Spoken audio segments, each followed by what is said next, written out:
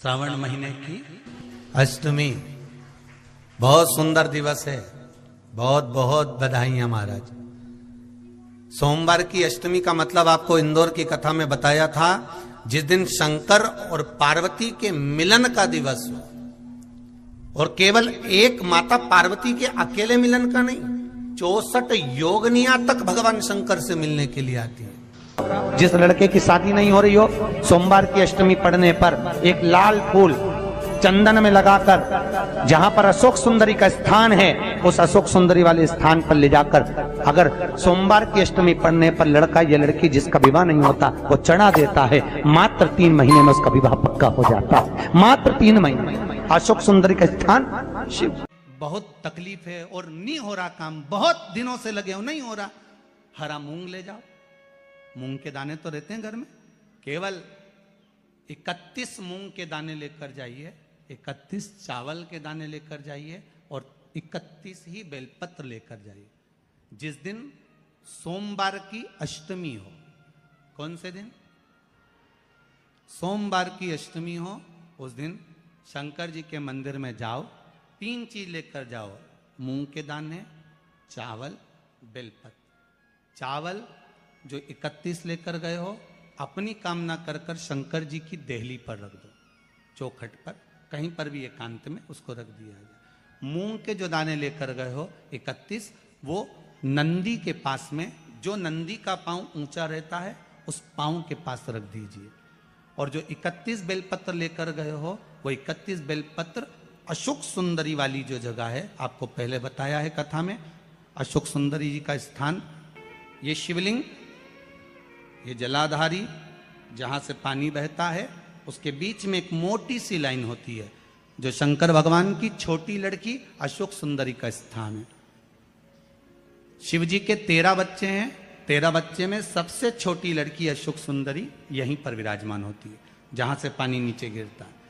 प्रत्येक शिवलिंग के सामने एक मोटी सी लाइन होगी, उस मोटी सी जो लाइन है अशोक सुंदरी, वहां पर जो 31 बेलपत्र लेकर गए हो, अपनी कामना कर कर पीला चंदन, लाल चंदन लगाकर उस पर समर्पित करते जाओ। उसकी डंडी जहां से पानी बहता है उस ओर होना चाहिए। आप निवेदन कर कर देखो, एक सोमवार की अष्टमी पर कर कर देखना, दूसरी सोमवार की अष्टमी आएगी, अपने आप आपका काम हो गया होगा। बाबा से निवेदन तो करो, क्यों भटक रहे? एक मात्र शिव मंदिर में झाड़ू लगा रही हैं अहिल्याबाई, साधारण सा भाव है, केवल एक झाड़ू।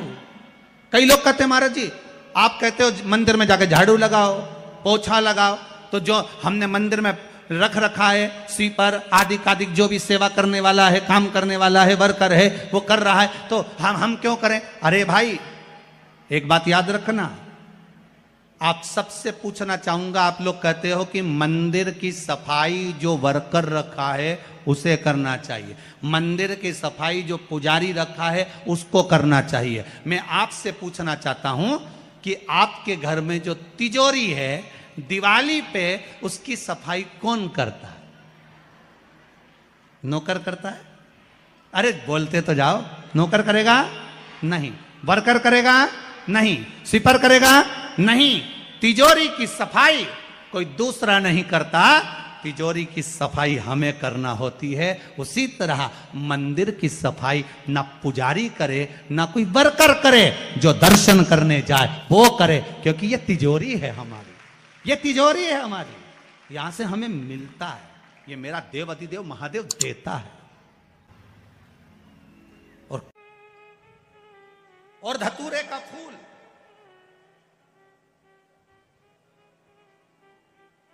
कांटे वाला धतूरा, और उसमें लगने वाला एक पुष्प, आस्था चैनल पर आप लोग देख रहे होंगे धतूरे के फूल का दर्शन।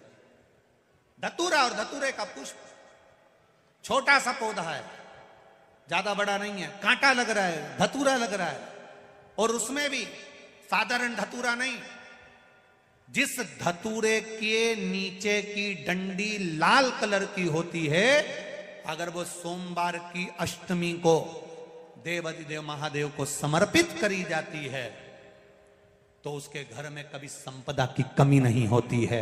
वो धतूरा है। साधारण नहीं है।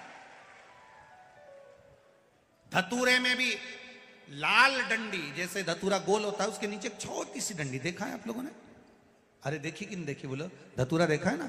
धतूरे के अंदर एक नीचे छोटी सी डंडी होती है, जब तोड़ोगे तो वो डंडी का कलर अगर लाल है, वो डंडी का कलर अगर लाल है, और कभी हम तो कहेंगे जैसे बड़ी बीमारी जिसको हो जाती है, लीवर, किडनी, कैंसर आदि आदि बड़ी बीमारियों से जो जूझ रहा होता है, प्रयास करो, प्रयास महामृत्युंजय का जाप कर कर, महामृत्युंजय का स्मरण कर कर, एक लाल डंडी का धतूरा प्रयास करना, एक धतूरा मिल जाए या 5 धतूरे मिल जाए किसी भी एकांतेश्वर महादेव पर, जो शिव मंदिर एकांत में हो, जहां कोई जाता आता नहीं हो। वैसे तो अब बहुत मुश्किल है कि ऐसा मंदिर मिल जाए जहां कोई जाता आता नहीं हो, पहले की बात दूसरी है, अब बात दूसरी है। फिर भी कहीं आप रोड पे से निकल रहे हो, एकांतेश्वर महादेव अगर आप कहीं दिख जाए, बहुत बीमारियों से ग्रसित हो, तो भी महामृत्युंजय जाप का स्मरण कर कर या किसी विद्वत ब्राह्मण जन से महामृत्युंजय मंत्र का जाप कराकर, या भगवान शिव के मंत्र का जाप स्वयं कर कर, वो भी ना बने तो पंचाक्षर मंत्र नमः शिवाय, षडाक्षर मंत्र ओम नमः शिवाय, या श्री शिवाय नमस्तुभ्यम जप कर वो लाल डंडी का धतूरा 5 एकांतेश्वर महादेव को आप समर्पित कर सकते हो। रोग थम जाएगा, जो दवाई खाओगे वो शरीर को लगना प्रारंभ हो जाएगी और आप स्वस्थ होना प्रारंभ हो जाएंगे। अगर बड़ा रोग है, देवी शंकर के मंदिर में जाओ, शिव जी का पूजन कर जब वापिस आओ, तो शंकर भगवान के मंदिर में जो बाहर नंदी बैठता है, उसके कानों में ओम नमः शिवाय बोलकर अपने मन की कामना उसके कानों में बोलकर आप आ जाइए, आपकी कामना 3 महीने में पूरी हो जाती है। नंदी के ईश्वर भगवान का स्मरण करिए। अगर 7 बेलपत्र आप शंकर को समर्पित करते हो तो 1 बेलपत्र नंदी भगवान पर भी जबरदस्त अवश्य समर्पित करिए। नंदीश्वर भगवान शिव को समर्पण, 1 बेलपत्र नंदीकेश्वर की ओर चढ़े। और बहुत ध्यान दीजिए महाराज, अगर कोई काम अटक रहा है, नहीं हो रहा, बहुत प्रयास करा, तो भगवान शंकर के मंदिर में 5 बेलपत्र चढ़ाइए। और शंकर भगवान की जो छोटी लड़की है अशोक सुंदरी, आपको बताया था ना अशोक सुंदरी का स्थान, भगवान शंकर की 6 लड़कियां हैं, उसमें से सबसे छोटी लड़की अशोक सुंदरी की जगह पर 1 बेलपत्र चढ़ाइए। फिर 1 बेलपत्र नंदीकेश्वर पर चढ़ाइए। और नंदीकेश्वर पर चढ़ाने के बाद भगवान शंकर के मंदिर के बाहर चौखट पर दिया लगा दीजिए साइड में, और फिर अपने घर पर आ जाइए, आपका कार्य सफल होना प्रारंभ हो जाएगा। नंदीकेश्वर भगवान नंदीकेश्वर का स्मरण कर लेने पर जीव आनंद सुख की अनुभूति करता है, आनंद सुख को पाता। भगवान नंदीकेश्वर का पूरी दुनिया में केवल एक केदारनाथ ही एक ऐसा है जहां पर ओम कुंड विराजमान है। कौन सा कुंड है वहां पर? ओम कुंड। जो बच्चा हकलाता है, तोतला बोलता है या गूंगा होता है, जिसकी वाणी नहीं होती, वो अगर ओम कुंड पर जाकर ओम बोलने का प्रयास करता है तो जितनी देर तक उसके मुंह से घुन्न की आवाज निकलती है, उतनी देर तक ओम कुंड में से पानी का बुलबुला निकलता रहता है। और 7 या 8 बार बोलने से व्यक्ति हकलाना छोड़ देता है, तोतला बोलना छोड़ देता है और उसकी वाणी आ जाती है। वो ओम कुंड केदारनाथ जी में बसता है। कहां बसता है? केदार।